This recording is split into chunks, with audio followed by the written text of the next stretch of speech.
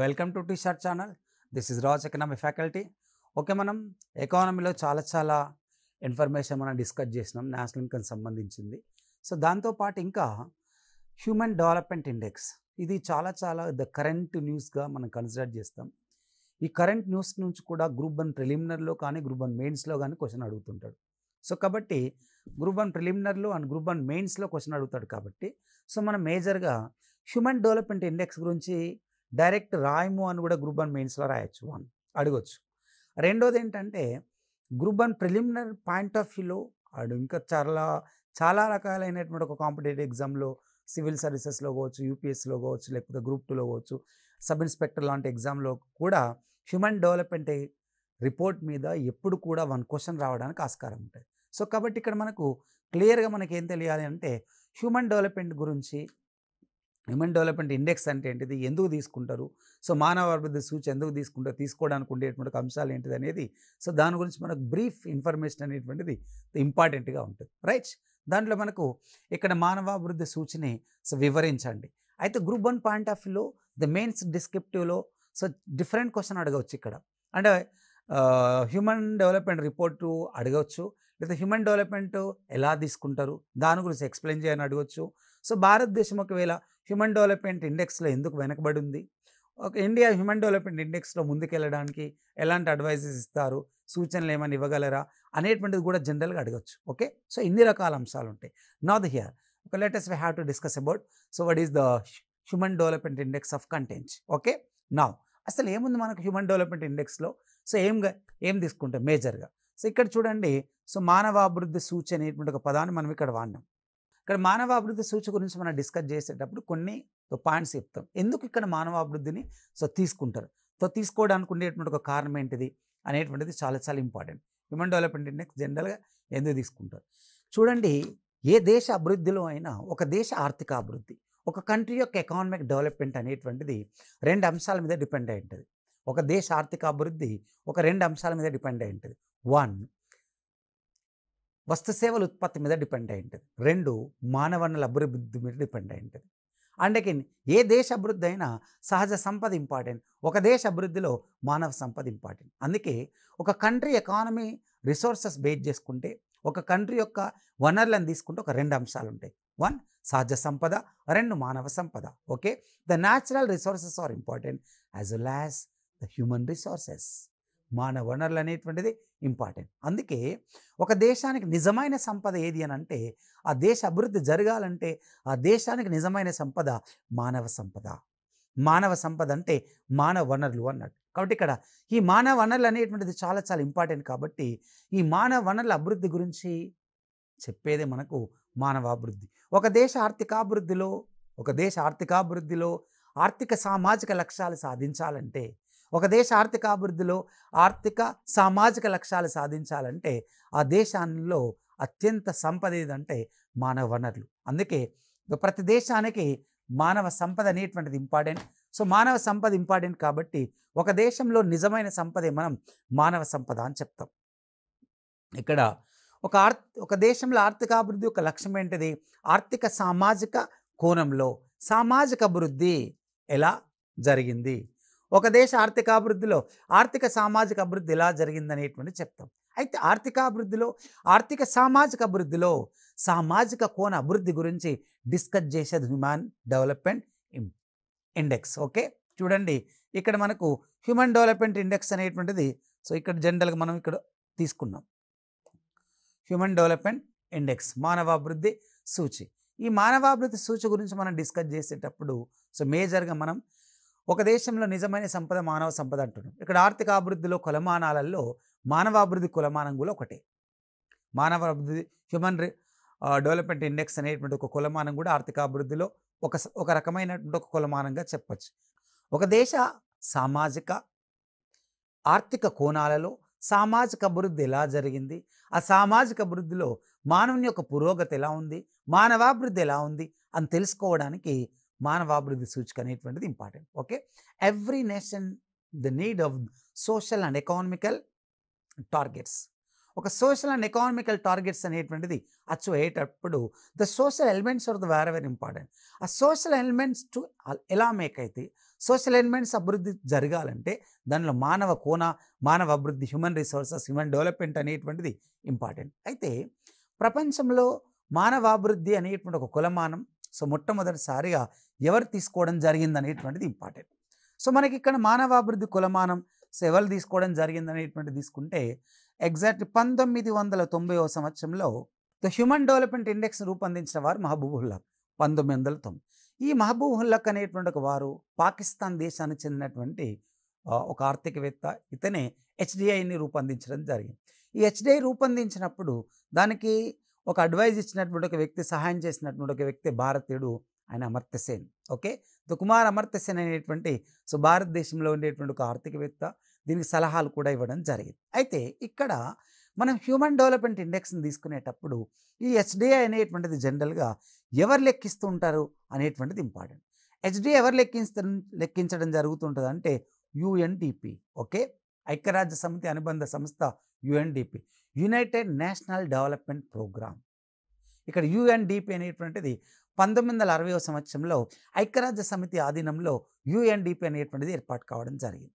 UNDP అనేటువంటిది ఏర్పాటు అయితే ఇక్కడ మనకు ఈ యుఎన్డిపి ప్రతి సంవత్సరం ఐక్యరాజ్య సమితి ఆధీనంలో యుఎన్డిపి ప్రపంచ దేశాలను పరిశీలించినప్పుడు ప్రపంచవ్యాప్తంగా హ్యూమన్ డెవలప్మెంట్ ఇండెక్స్ అనేటువంటిది రూపొందించి ప్రపంచ దేశాలకు ప్రతి సంవత్సరం ఏంటంటే ర్యాంకులు అందించడం జరుగుతుంది.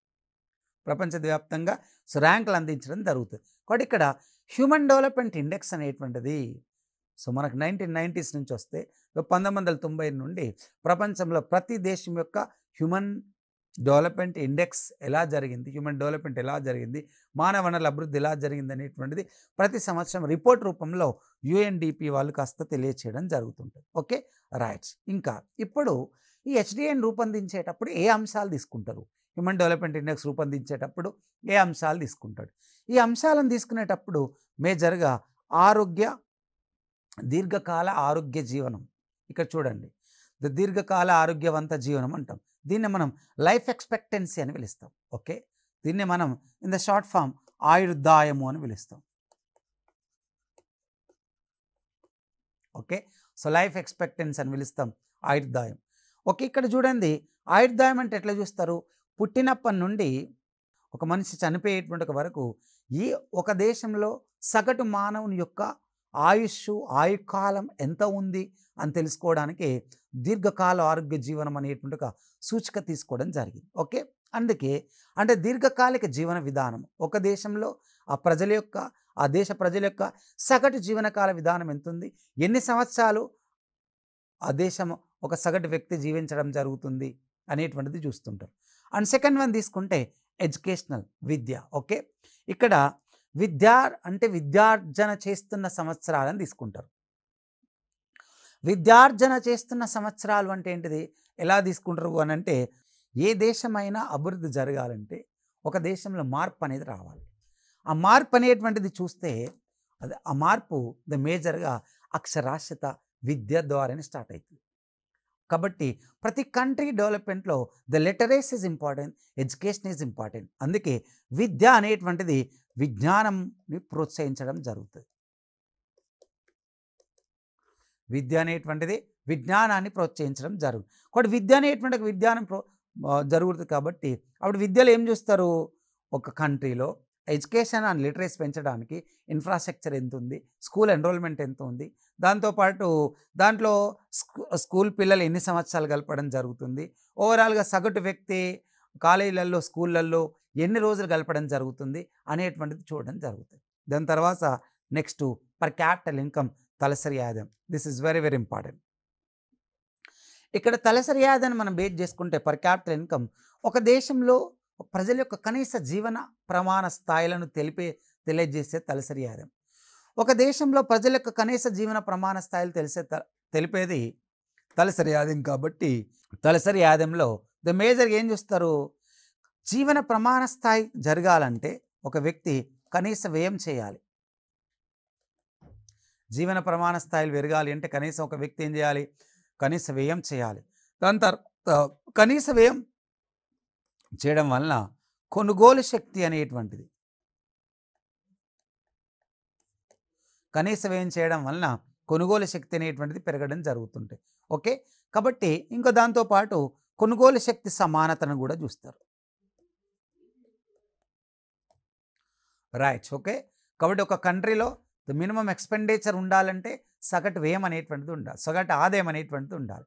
అందుకే తలసరి ఆదాయం, కనీస వ్యయం, కొనుగోలు శక్తి సమానతను ఇలా బేస్ చేసుకొని మనం జనరల్గా పర్ క్యాపిటల్ ఇన్కమ్ అనేటువంటిది చెప్పడం జరుగుతుంటుంది. కాబట్టి ఒక దేశ ప్రజల యొక్క జీవన ప్రమాణ స్థాయి చేసే వ్యయం బట్టి, శక్తి బట్టి, ఓకే, ఇక్కడ ఏంటి మనకు పర్చేసింగ్ పవర్ ప్యారిటీ బేస్ చేసుకొని చెప్పడానికి ఆస్కారం ఉంటాయి. ఈ మూడు జనరల్గా తీసుకోవడం జరుగుతుంది. ఇది చాలా చాలా ఇంపార్టెంట్. ఇక్కడ మనకు ఈ చాలా చాలా ఇంపార్టెంట్ ఉండేటప్పుడు మనం ఏం తీసుకున్నాం? మూడు అంశాలు తీసుకున్నాం.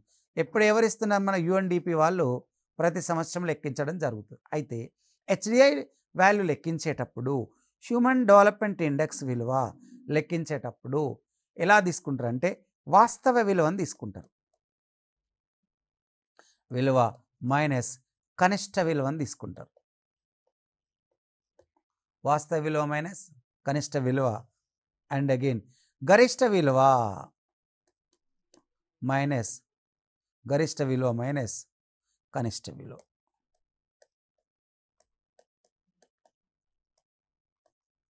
ఓకే, ఇది హ్యూమన్ డెవలప్మెంట్ ఇండెక్స్లో లెక్కించడానికి ఇలా తీసుకుంటారు. వాస్తవ విలువ మైనస్ కనిష్ట విలువ, గరిష్ట విలువ మైనస్ కనిష్ట విలువ తీసుకుంటారు. అందుకోసం ఏం చేస్తారనంటే, ఇప్పుడు మొత్తం ఎన్ని సూచనలు ఉన్నాయి? మనకు 3 సూచనలు ఉన్నాయి. ఒకదాన్ని మనం ఏమన్నాం? ఆయుర్దాయం అని పిలిచినాం. ఈ ఆయుర్దాయంలో ఎలా ఇస్తారు? గరిష్టం, కనిష్టం. గరిష్టంగా ఎంత ఇస్తారు? 85 సంవత్సరాలు. 85 సంవత్సరాలు. కనిష్టంగా ఎంత ఇస్తారు? ఓవరాల్గా తీసుకుంటే 25 సంవత్సరాలు ఇస్తారు. ఓకే, అంటే ఏం చేస్తారు? వాస్తవ విలువ, గరిష్ట విలువ అని. ఇప్పుడు ఎగ్జాక్ట్లీ ఒక కంట్రీలో సగటున 35 సంవత్సరాలే వాస్తవంగా బతుకుతున్నాడు అనుకో. అప్పుడు ఏం చేస్తారు? 30 మైనస్ 25 అండ్ అగైన్ 85 మైనస్ తర్వాత 25 ఇలా తీసుకొని డివైడ్ చేస్తే అప్పుడు పాయింట్లలో 0.1 పాయింట్ కంటే దగ్గరలో వస్తుంటుంది. అండ్ అగైన్ నెక్స్ట్ వన్ ఆయుర్దాయం. ఆయుర్దాయం తర్వాత నెక్స్ట్ ఏంటిది? అక్షరాస్యత చూస్తారు. ఓకే, అక్షరాస్యతతో గరిష్టంగా 100 పాయింట్లు ఇస్తారు, కనిష్టంగా 0 ఇస్తారు. దాని తర్వాత ఒక మూడోది. మూడోది ఏంటిది? గరిష్టంగా ఓకే $40,000 ఇస్తారు. అని కనిష్టంగా తీసుకుంటే $100 ఇస్తారు. ఇట్లా ఓకే $100 ఇస్తారు. ఇలా ఓవరాల్గా కనిష్ట విలువ, గరిష్ట విలువ ఇలా బేస్ చేసుకొని హ్యూమన్ డెవలప్మెంట్ ఇండెక్స్ రిపోర్ట్ తీసుకుంటారు. అంటే హెచ్డిఐ లెక్కించినప్పుడు వాస్తవ విలువ మైనస్ కనిష్ట విలువ, గరిష్ట విలువ మైనస్ కనిష్ట విలువ ఇలా బేస్ చేసుకొని ఆయుర్దాయాన్ని గరిష్టం ఇంత ఇస్తారు, ఇలా అక్షరాస్యతకి ఇంత ఇలా ఇచ్చిన తర్వాత అప్పుడు పాయింట్ అని డిసైడ్ చేస్తారు. ఈ పాయింట్లు ఎలా ఇస్తారనంటే ఎప్పుడైనా హెచ్డిఐ జవాబు అనేటువంటిది 0 నుంచి 1 పాయింట్ మధ్య ఉంటుంది. 0 నుండి 1 పాయింట్ మధ్య హెచ్డిఐ జవాబు ఎప్పుడైనా 0 నుండి 1 పాయింట్ మధ్యలో ఉంటుంది. ఇది చాలా చాలా ఇంపార్టెంట్. హెచ్డిఐ జవాబు 0 నుండి 1 పాయింట్ మధ్య ఉండడానికి ఆస్కారం ఉంటుంది. ఈ 0 నుండి 1 పాయింట్ మధ్య ఆస్కారం ఉంటుంది కాబట్టి ఈ 0 నుండి 1 పాయింట్స్ ఆధారం చేసుకొని, అంటే ఇక్కడ ఆధారం చేసుకోను అంటే అప్పుడు వచ్చినటువంటి జవాబు ఏదైతే ఉంటుందో 0 నుండి 1 పాయింట్స్ ఆధారం చేసుకొని హెచ్డిఐ జవాబును ప్రపంచంలో ఒక 4 రకాల దేశాలుగా డివైడ్ చేయడం జరిగింది. 0 నుండి 1 పాయింట్స్ని ఆధారం చేసుకొని మనకు ఒక 4 రకాలుగా దేశాలుగా డివైడ్ చేయడం జరిగింది. రైట్. దాంట్లో ఒకటి ఏమంటామంటే 0 to 1 పాయింట్స్ అన్నాం.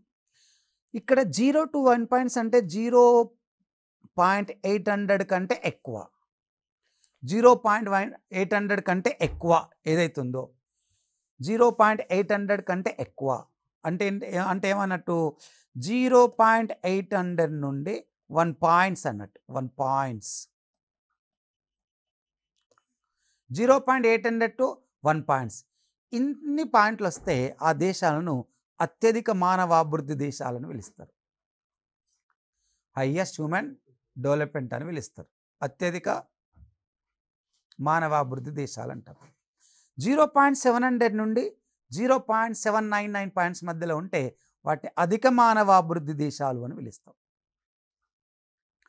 అండ్ అగైన్ 0.600 నుండి 0.500 పాయింట్స్ మధ్యలో ఉంటే వాటి మధ్యస్థాయి దేశాలు అని పిలుస్తాం.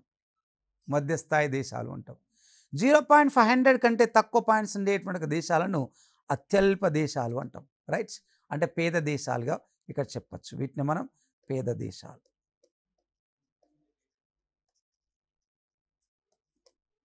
పేద దేశాలని పిలుస్తాం. ఇప్పుడు ఎగ్జాక్ట్లీ ఓవరాల్గా ఇక్కడ మనం ఏం చూసినాం, పాయింట్స్. ఈ పాయింట్స్లలో 0.800 కంటే ఎక్కువగా ఉన్నాయి అత్యధిక మానవ అభివృద్ధి దేశాలు. 0.700 నుంచి 0.799 పాయింట్స్ వచ్చిన దేశాలు అధిక మానవ అభివృద్ధి దేశాలు. 0.699 నుండి 0.500 పాయింట్స్ మధ్యలో వస్తే వాటి మధ్యస్థాయి మానవ అభివృద్ధి దేశాలు. అని 0.500 కంటే ఎక్కువ పాయింట్స్ ఉన్న దేశాలను ఏమంటాం, అత్యల్ప దేశాలు అని పిలుస్తాం. ఓకే, 1 2 3 4 అనేటువంటి ఇక్కడ 0.800 కంటే ఎక్కువగా ఉన్నాయి. ఇక్కడ very high human developed countries. And again the next one high human developed countries. And third one middle human developed countries. And fourth one under developed countries. Okay, ఇలా 4 రకాలుగా చెప్పినాం. దేన్ని బేస్ చేసుకొని చెప్పినామని చెప్పిన నేను మీకు. సో మనం దేన్ని బేస్ చేసుకొని డిస్కస్ చేసినాం, ఇక్కడ 0 to 1 పాయింట్స్, 0 to 1 పాయింట్స్ ఆధారం చేసుకొని చెప్తాం. కాబట్టి మ్యాక్సిమం 800 పాయింట్స్ కంటే ఎక్కువగా ఉన్న దేశాలన్నీ the rich human developed countries. 0.700 to 0.799 countries అంతా high human developed countries. And again middle, and again so lower. ప్రపంచవ్యాప్తంగా ప్రతి సంవత్సరానికి ఒకసారి రిలీజ్ చేసే సంస్థ ఎవరన్నా యుఎన్డిపి. ఈ యుఎన్డిపి రిలీజ్ చేసేటప్పుడు ఏమేమి అంశాలు తీసుకుంది, 3. 1 ఆయుర్దాయం అండ్ విజ్ఞానం, ఓకే, తలసరి ఆదాయం, ఈ పదాలను తీసుకున్నది. సో ఈ మూడింటిని తీసుకోవడం జరిగింది. రైట్, ఈ మూడింటిని తీసుకొని లెక్కించేటప్పుడు ఇంకోటి ఏం తీసుకుంటారని చెప్పిన మీకు, ఈ 3 తీసుకొని లెక్కించేటప్పుడు ఒక్కొక్క వాల్యూలో హెచ్డిఎన్ లెక్కించేటప్పుడు వాస్తవ విలువను తీసుకుంటారు, కనిష్ట విలువ తీసుకుంటారు, గరిష్ట విలువ తీసుకుంటారు, కనిష్ట విలువ తీసుకుంటారు. ఓకే, దాంతోపాటు అందుకే ఇప్పుడు ఆయుర్దాయానికి గరిష్టం ఇంత, కనిష్టం ఇంత, అక్షరాస్యత 100 పాయింట్లు 0 ఇస్తారు, $40,000 అండ్ అగైన్ $100 అని తీసుకుంటారు. ఇలా బేస్ చేసుకొని హ్యూమన్ డెవలప్మెంట్ ఇండెక్స్ క్యాలిక్యులేట్ చేస్తారు. దీన్ని బేస్ చేసుకొని ఇలా క్యాలిక్యులేట్ చేస్తే human development index 2020 human development report ప్రకారం 2020 హ్యూమన్ డెవలప్మెంట్ రిపోర్ట్ ప్రకారం సో ఇక్కడ తీసుకుంటే సో భారతదేశం యొక్క ర్యాంకు సో ఎంత రావడం జరిగిందంటే 131 ర్యాంక్ వచ్చింది ఇండియా. ఓకే, సో ప్రపంచంలో ఫస్ట్ ర్యాంక్ ఏది అని అంటే నార్వే. ఒక ప్రపంచంలో ఫస్ట్ ర్యాంక్ ఏంటిది, నార్వే అన్నట్టు. హ్యూమన్ డెవలప్మెంట్ ఇండెక్స్లో ప్రపంచంలో first rank Norway, second rank Ireland, third rank Switzerland, fourth rank Hong Kong. Okay, ఇంక ఇవే తీసుకుంటే ఫిఫ్త్ మనకు తీసుకుంటే Hong Kong, and sixth one Germany, sixth Germany ఉంది. ఓకే, అండ్ అగైన్ దాని తర్వాత ఇప్పుడు మన పక్కనున్న దేశాలు తీసుకుంటే శ్రీలంక ర్యాంక్ 72 వచ్చింది, Sri Lanka rank. Okay, and China rank తీసుకుంటే 85 రావడం జరిగింది. అండ్ అగైన్ దాని పక్కనున్న ద భూటాన్ ర్యాంక్ తీసుకుంటే 129 ఉంది. బట్ ఇండియా తీసుకుంటే ఇక్కడ 131 ఉంది, 131 స్థానంలో ఇండియా ఉండడం జరిగింది. ఇది ఓకే. కాబట్టి ఇక్కడ చూడండి ద నార్వే, ఇక్కడ మనం ఇక్కడ కొంచెం ఇక్కడ స్పెల్లింగ్ మిస్టేక్ వచ్చింది. ఓకే, ఇక్కడ మనం ఇక్కడ నార్వే అని పిలవాలి. ఓకే, హ్యూమన్ డెవలప్మెంట్ ఇండెక్స్లో the first rank is the Norway, second Ireland and third Switzerland. ఇప్పుడు ఈ నార్వే లాంటి దేశాలను మనం పరిశీలించినప్పుడు ఈ నార్వేకి వచ్చిన పాయింట్లు 0.957. అంటే సెకండ్ ఏమన్నా మనము ఐర్లాండ్, ఐర్లాండ్కి వచ్చిన పాయింట్లు 0.955. అంటే third one, so third one base చేసుకుంటే స్విట్జర్లాండ్, స్విట్జర్లాండ్కి వచ్చినటువంటి ఒక పాయింట్లు తీసుకుంటే 0.955. ఓకే, ఇప్పుడు 0.800 కంటే ఎక్కువ హెచ్డిఐ పాయింట్లు వచ్చిన దేశాలు మనం ఏమని పిలిచినాం, హాయ్ ఇక్కడ అధిక మానవాభివృద్ధి దేశాలని పిలిచినాం. అంటే ఒక నార్వే లాంటి దేశం the rich, the human development the countries అని క్లియర్గా చెప్పడం జరుగుతుంది. And what about of our country, భారతదేశం ఎన్నో స్థానంలో ఉన్నానో 131. ఇండియా 131 ర్యాంక్లో ఉంటే సో భారతదేశానికి మనం కన్సిడర్ చేసినప్పుడు 0.94 131 పాయింట్లు ఉంటే 0.645 పాయింట్స్ వచ్చినాయి ఇండియాకు. 0.645 పాయింట్స్ వచ్చినాయి. ఇది మీకు ప్రిలిమినరీలో అడుగుతారు. ఎన్నో ర్యాంక్ ఉంది? 131. ఓకే, ఇక్కడ 0.645 పాయింట్స్ వచ్చినాయి. అండ్ అగైన్ నెక్స్ట్ బేస్ చేసుకుంటే ప్రపంచంలో 2020 హ్యూమన్ డెవలప్మెంట్ రిపోర్ట్ బేస్ చేసుకుంటే 189 దేశాల యొక్క రిపోర్ట్ రిలీజ్ చేసింది. ఆ 189 దేశాలలో చివరి స్థానంలో ఉన్న దేశం ఏదంటే niger. 189 rank is the niger. దాని తర్వాత 188వ ర్యాంక్లో ఉన్నది ఏదంటే సెంట్రల్ ఆఫ్రికన్ రిపబ్లిక్ అని పిలుస్తాం, 188. ఇక్కడ నైగర్ అనేటువంటి తీసుకుంటే సో జనరల్గా ఇంత ఉంటే ఈ నైగర్ ఎక్కడ అండ్ సెంట్రల్ ఆఫ్రికన్ రిపబ్లిక్ ఇంత ఉండడం జరిగింది. ఇవి హ్యూమన్ డెవలప్మెంట్ ఇండెక్స్లో ఉండేటువంటి ర్యాంక్స్ మనకు ఇంత ఉండడం జరిగింది. కాబట్టి ఇప్పుడు ఎగ్జాక్ట్లీ మనకి ఇక్కడ ఏం అడగచ్చు? ప్రిలిమినరీ కంటెక్ట్ని అడగచ్చు, దాంతో ఇప్పుడు మెయిన్స్లో అడగచ్చు. కాబట్టి ఒక దేశ ఆర్థిక అభివృద్ధి కులమానాలలో human development report important. So ఒక దేశ ఆర్థిక అభివృద్ధిలో ఆర్థిక సామాజిక లక్ష్యాలను బేస్ చేసుకోవాలి. కాబట్టి సామాజిక అభివృద్ధి ఆ దేశంలో ఉన్న ప్రజలతోనే ఎక్కువగా ప్రధానంగా జరుగుతుంది. ఆ సామాజిక అభివృద్ధిలో భాగంగానే మనకి ఇక్కడ విద్య అనేటువంటి ఒక పదాన్ని వాడినాం.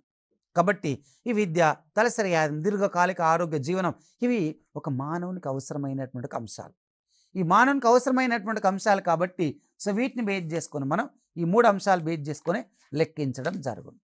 3 అంశాలు బేస్ చేసుకొని మనం సో లెక్కించడం. ఈ 3 అంశాలు బేస్ చేసుకొని లెక్కిస్తాం కాబట్టి ఇక్కడే ఈ మూడిట్లో దీర్ఘకాలిక ఆరోగ్య జీవనం కావచ్చు, విద్య కావచ్చు, తలసరి ఆదాయం కావచ్చు, సో దేంట్లో ఎక్కువగా ఉన్నా కూడా ఆ దేశాలన్నీ, ఆ మూడిట్లో ఎక్కువగా ఉన్న దేశాలన్నీ హ్యూమన్ డెవలప్మెంట్ ఇండెక్స్లో టాప్లో రావచ్చు. ఓకే రైట్, ఇవి మనకి హ్యూమన్ డెవలప్మెంట్ ఇండెక్స్లో ఉండేటువంటి సో మేజర్ అంశాల గురించి మనకు డిస్కస్ చేసినాం. అయితే ఇదే ద గ్రూప్ 1 పాయింట్ ఆఫ్ వ్యూలో మెయిన్స్లో అడిగేటప్పుడు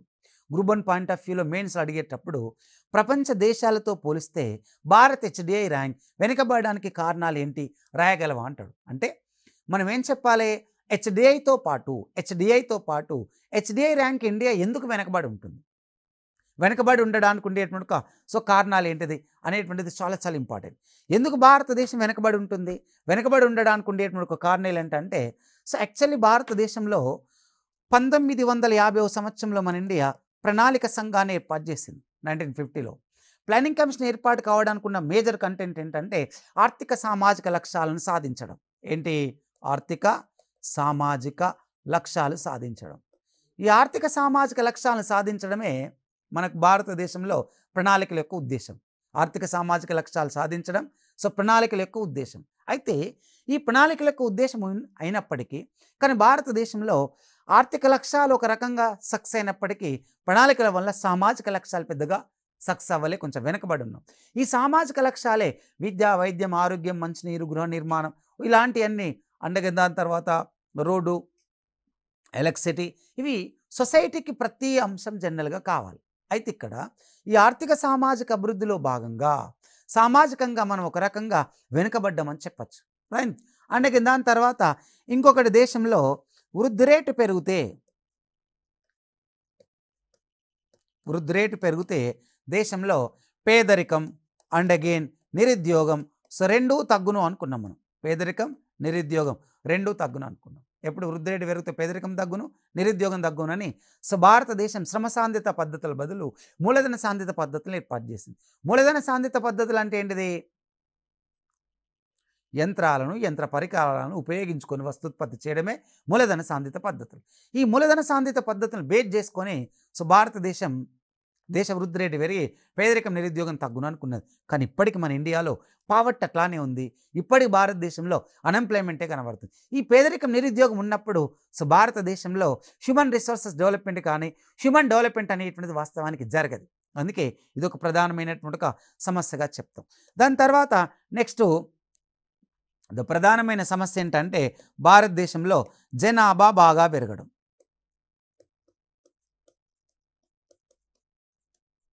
ఓకే, జనాభా పెరుగుదల, పాపులేషన్ హైక్ కావడం.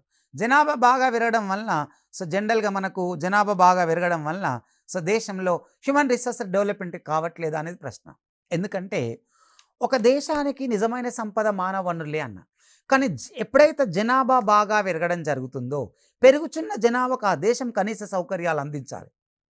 పెరుగుతున్న జనాభాకు ఒక దేశం కనీస సౌకర్యాలు ఎప్పుడైతే అందించలేదో అప్పుడు ఆ దేశంలో ఉన్న మానవ జనాభా నాణ్యతగా ఉండదు.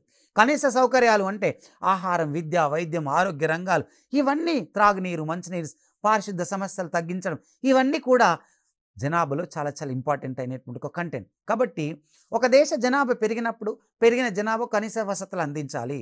పెరిగిన జనాభా ఎప్పుడైతే కనీస వసతులు అందించలేదో అప్పుడు ఆ దేశంలో ఉన్న ప్రజలు, ఆ దేశంలో ఉండేటువంటి ఒక ప్రజలకు సామాజిక అభివృద్ధి జరగడం అనేటువంటిది ఒక రకమైనటువంటి ఒక ప్రశ్ననే. ఓకే, ఇంకా మనకు వెనుకబడి ఉండడానికి సో ప్రధానమైనటువంటి ఒక కారణాలు ఏంటి అని అంటే భారతదేశంలో విద్య అనగా వైద్యం, ఆరోగ్యం, విద్య, సో వైద్యం, ఆరోగ్యం, సో ఇవి భారతదేశంలో ఇప్పటికి కూడా ఇంకా పెరగలేదు. ఇది సమస్య. ఓకే, ఇక్కడ మనకు ప్రతి దేశంలో విద్యా, వైద్య, ఆరోగ్యం అనేటువంటిది ఇంపార్టెంట్. ఈ విద్యా, వైద్య, ఆరోగ్యం అనేటువంటిది ఇంపార్టెంట్ కాబట్టి ఇవి సమూలమైనటువంటి ఒక మార్పులు కాడి దేశ ప్రజలందరికీ అందరికీ జనరల్గా సమానంగా అందించినప్పుడే ఆటోమేటిక్గా హ్యూమన్ రిసోర్సెస్ డెవలప్మెంట్ జరగచ్చు. ఇంకొకటి, భారతదేశంలో పేదరికాన్ని తగ్గించడానికి, నిరుద్యోగం తగ్గించడానికి కొన్ని సామాజిక పథకాలను ప్రభుత్వం ప్రవేశపెట్టినా అవి పూర్తి స్థాయిలో తగ్గించే అంశాలలో జనరల్గా ఆ పథకాలు లేకపోవడం ఇది సమస్య. ఎందుకంటే పేదరిక, నిరుద్యోగం అనేటువంటిది భారతదేశంలో ఒక రోజులో నిరుద్యోగం లేదా ఒక సంవత్సరంలో నిరుద్యోగం ఉండి వెళ్ళట్లే, జీవితకాలం ఉంటుంది. అందుకని ప్రభుత్వాలు ప్రత్యామ్నాయంగా దీర్ఘకాలికమైనటువంటి చర్యలు చేపట్టాలి. కానీ పేదరిక నిర్మూలన కోసం, నిరుద్యోగ నిర్మూలన కోసం తాత్కాలిక పరమైనటువంటి చర్యలు చేపట్టడం, దాంతో దీర్ఘకాలికవంతమైనటువంటి పథకాలు లేక వెనుకబడి ఉండడం జరుగుతుంది. రైట్, దాంతోపాటు తలసరి ఆదాయం కూడా తక్కువ. దేశంలో ఎప్పుడైతే తలసరి ఆదాయం ఎప్పుడైతే ఎక్కువగా ఉందో అప్పుడు ఆటోమేటిక్గా మనకు కనీస జీవన ప్రమాణ స్థాయిలు పెరగచ్చు. కాబట్టి భారతదేశంలో జీడిపి ఎక్కువ ఉంది, తలసరి ఆదాయం తక్కువ లాంటివి ఉన్నాయి. తలసరి ఆదాయం తక్కువగా ఉండడం జరిగింది. ఇలాంటి కొన్ని రకాల కారణాలతో ప్రపంచ దేశాలతో చిన్న దేశాలను పరిశీలిస్తే భారతదేశం HDIలో వెనుకబడి ఉండడం జరిగింది. ఓకే, ఇది మీకు నేను హ్యూమన్ డెవలప్మెంట్ ఇండెక్స్లో నేను మీకు క్లియర్గా పూర్తిగా ఇన్ఫర్మేషన్ చెప్పడం జరిగింది. ఓకే గైస్, థ్యాంక్ యూ, నమస్తే.